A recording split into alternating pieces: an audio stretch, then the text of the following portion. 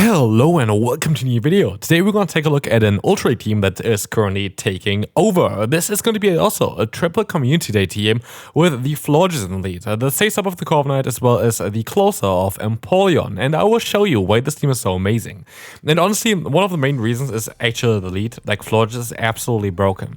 And I will show you why. Because what we see here already is what this Pokemon can do. Okay, imagine you have a good lead, like we just had here as well. The opponent swaps out into a different Pokemon, and your backline is alright, but like not the craziest. What can you do? You can either go and stay in and try to go for the Trailblaze in order to boost your own attack up and try to win this in the 2-shield scenario if you have another answer against the lead already, or you stay in and go for the Chilling Water, drop the opponent's attack, drop the opponent's HP a little bit as well, and put them into ranges for example, in this case here, Hydro Cannon, and like kind of set yourself up like that. And that is exactly what we're going to have here, for example. And this is the thing as well. Basically, Florges is the main Pokemon of this team, but honestly, Empoleon is doing quite well as well.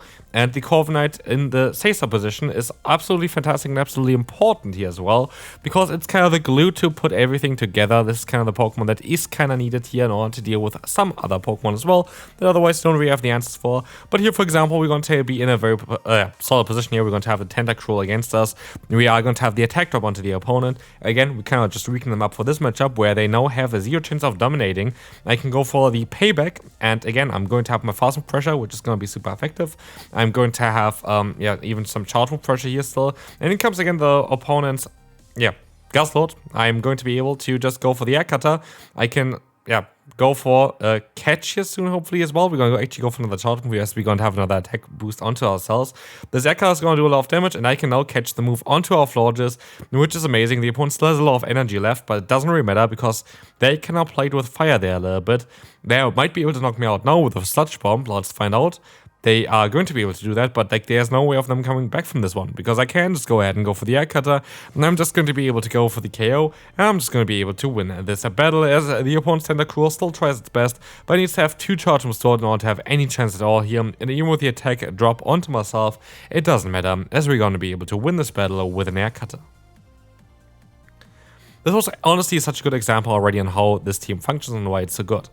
The backline of this team, though, has one common weakness, which is going to be the electric typing, which our lead can actually only deal with neutrally as well.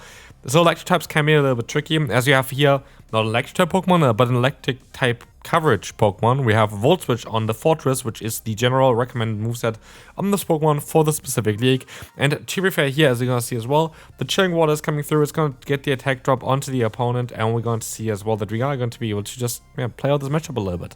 In comes the Rock Tomb from the opponent, dropping the attack of us. We're going to try our best to go for the swap out here to catch the move onto the Corviknight. This is perfect. The Rock Tomb is coming through. And we are going to be able to now go ahead and go for another, no shield actually. Because, well, yes, it's going to be a bit of a bad matchup for ourselves. We are going to be now in a better position thanks to the debuffs onto the opponent's Fortress. I can go for another charge move against the opponent. This would knock them out. But they actually decide to use a shield again, giving them a shield disadvantage, which I will gladly take. I will let the move go here. I don't really care too much about what else they want to do here. But the Rock Tomb is not going to be enough to knock us out. And it comes our own payback here, which is going to be in total enough to get the shield from the opponent. In comes our Florges. We are going to be able to go for a charge move here as well. The Chilling Water is coming through, getting the KO. And in comes the Oranguru. This is going to be fine. It's going to be able to get some damage onto them. And as you will see here, there is going to be the opponent coming in next. The Zygarde's coming through. The Hydro Cannon is coming in as well very, very soon afterwards. And this is going to be hopefully enough to make them quit very soon. Because again, the opponent has no chance here. Like, we are going to have now a Steel type against a Dragon type Pokemon with a Dragon type damage. And we just resist the damage. Well, we can even try to catch a move here just to be fancy. Like, it's absolutely not necessary. As you're going to see, we're going to have here the Hydro Cannon coming through. This is going to allow us to get the KO against the opponent's Zygarde. And we're going to be able to now move on to the next opponent, because that Oranguru will still try its best, don't get me wrong, but it's not going to be able to win us against us. Empoleon is so strong in the current meta. It is one of the strongest Pokemon in the current meta, in my opinion. And it just showcases here as well why. The type combination of Water and Steel is unique to the evolution of Empoleon, actually. Like, the evolution line, not even, like, the pre-evolutions are all not in that line. And actually, as you see here, the timer's ticking down. This team was actually fantastic. And we see the Hydro Cannon going to knock them out, and we can move on to the next opponent. So, in comes the Zygarde, in comes the Ampharos, and in comes another charge move here. This Chilling Water is coming up here against the opponent, dropping the opponent's attack. I will be able to try to reach another one this time as well. And again, we already talked about it earlier. We have a double weakness to electric in the back. So having here the Ampharos up against us early is going to be exactly what I want to see. As we're going to get the attack drop onto them, we kind of get them lower and lower. And with that, I'm actually quite alright with it. We still even have the super effective fast move pressure from our other Pokemon. But I'm just going to utilize the opportunity here to go for a Trailblaze instead of the Chilling Water, boosting my own attack for the next matchup. As we will see here the Typhlosion coming in. Because I went one over, I'm actually going to be able to reach another move against them as well, which is going to drop their attack, but also allows them to even get this move off, which they would have not done without the debuff. So like it's kind of, like, I don't know, there's like two-sided sword there. I'm not sure how to better describe it. If we don't give them the debuff, they're going to knock me out faster and they don't get as much energy. But of course, yeah, it is better to get the shield from the opponent early. And look who's back, as Zygarde. One of our favorite Pokemon, of course, to deal with, but it's actually really good for me in this scenario. I'm super happy that I face this Pokemon because they try to go for a Bullseye against, yeah, I don't know, flying type bird there. Like, it's going to do no damage. And I'm going to have the opportunity to now go for the spam of the Air Cutter. Why I do go for the Air Cutter instead of the Payback is mainly, okay, I go for the Payback next. It's mainly because of the Typhlosion. I should be able to now swap out after this move. This is why I decided to just go for the Payback, because I know I have the opportunity to swap out in time. And this is going to be perfect, as we're now going to get the KO against the opponent. I just go straight for my move against the opponent's Zygarde as well. And this is going to seal the deal. And it's going to win us this battle, and we can move on to the next opponent. The dominance this team has is kind of insane. And again, the opponent has a very bad lead. They sub out into the Mewtwo, and what we can do is what we can do always. We are just going to go ahead and go for the Chilling Water in order to drop the opponent's attack, and we're going to utilize the opportunity as well in order to catch a move here against the opponent, which is going to be resisted. Side Strike, debuffed and resisted against our Corviknight, as they are going to take super effective damage from our other charge move, from our Payback. Is kind of an insane matchup for ourselves, as we have here the knockout Needly against the opponent's Mewtwo. They actually keep the energy for later on and swap onto the Jellicent, and this is actually one of my best answers to the Jellicent, so I'm not even too sad about it. As a Payback is going to get the shield from the opponent, I will just now utilize my Florges, which is going to have over a long period of time a little bit more play, as you have access to the charge moves a little bit faster, as well as our fast move damage is just going to ramp up as well with all of the boosts that we're going to be able to get here from the Trailblaze against the opponent's Jellicent. They decided to go for another move here. I decided to go for another, no, actually this time around for no shield. I was kind of fearing the opponent's other Pokemon here, and so I keep my shield still at least alive. This is going to be the Trailblaze coming through, going to knock them out. In comes the Como, and of course here it's going to be a very, very nice matchup for us. And while yes, they are try to go for the full farm on here, it's not going to really help them out too much, because yeah, they're forced to go for another charge move. Like, all their energy is kind of wasted. I am actually going to use a shield here because I know I can farm them down. In comes the Mewtwo. I force him to throw. I know I'm going to be able to win this battle here at this point, as I have now my Corviknight. I can just go for any hit that's going to take here. That's going to be totally fine. It doesn't really matter. The Nail Punch is going to be, and we're just going to win the move, that matchup here straight away, and we can move on to the next opponent. We will face off yet again against another Fortress, which is a Pokemon again that I don't really enjoy too much to play against, which is fine.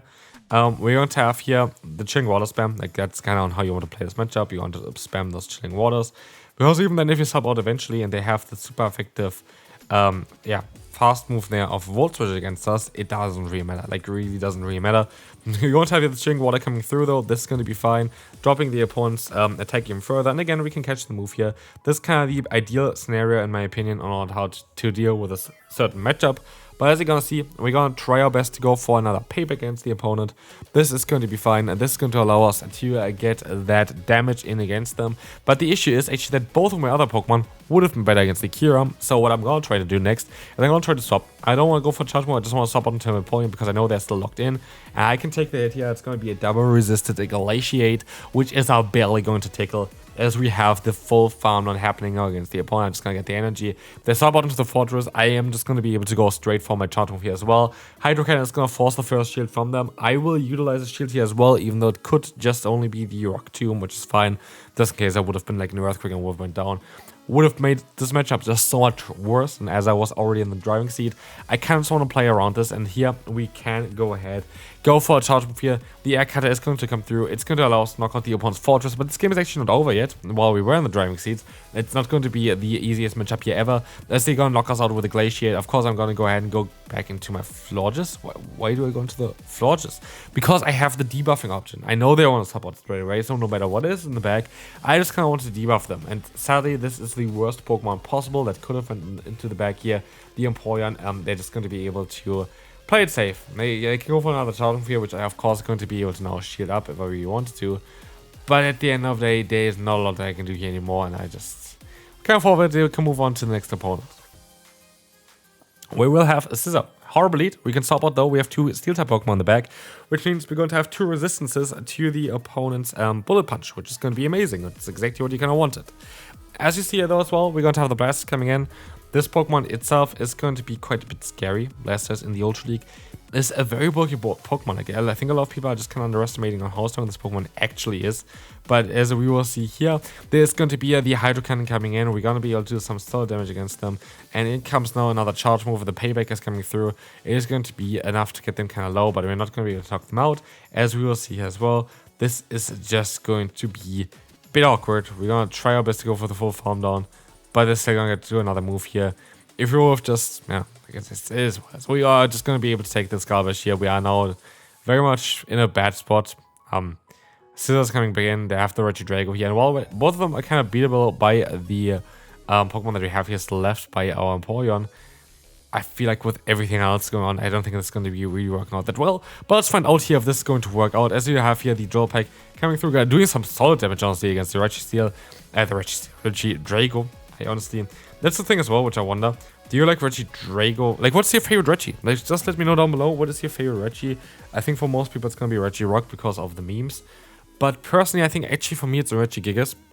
Just a lot of childhood memories as well. Trying to get this Pokemon, I was actually able to get it when I was smaller. You know, if you ever played like the games back in the day, you know, on how much of a pain it was to get this Pokemon because you had to transfer all the other Regis over to your generation in order to even have a chance of getting this. But anyway, need to talk more about this here. But sadly, while we had a bad lead, we also kind of had a bit of a tough matchup afterwards as well. This kind of is not allowing us to win this battle. We can move on to the final one, which is against a Pokemon that you rarely really see.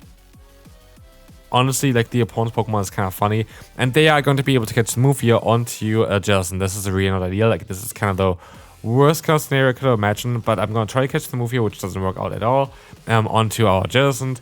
But yeah, as we will see, they are going to be able to go ahead and go for another charge move. And we can just, we have to let the move go through here again. Like, there's not a lot that we can do here, really. We have the Shadow Balls coming in, and we have at least a Payback, which would do some super effective damage. So hopefully this is coming through here, and the opponent decides to use a shield. So this is going to be tough. We are going to try to go for another charge move. This is going to be fine here, though. The Air Cutter is going to come through against the opponents instant raw, as we can try our best to go for a move. But yeah, this is going to drop the opponent's attack. It's going to be okay. We are going to be able to just, yeah, I'll let the move go. It's going to be the Blast Burn. Actually, our shield move up here is going to be the Blast Burn. We can go for the full farm down. And in comes nothing. We're going to see another charge move coming through, which is just this time around. The Brutal Swing, of course, we didn't need to shield this one. But honestly, like, there's so much time in between. Yeah, counting everything is kind of a bit annoying. But as you can see, yeah, we're going to be able to go for the Trailblaze against the opponent. We still have all 3 Pokemon left, which is going to be such a big benefit, as we are now going to be able to take down the final shield from the opponent. And it's now down to whatever they have in the back. As you'll see, the Shadow Balls coming in. We are going to go into our Empoleon. They swap out into the Credilli. This is perfect. Credilli is a Pokemon that I would love to play against non-stop, because it's going to be such a good Pokemon for us to deal with, as we have like more an anti-meta team here.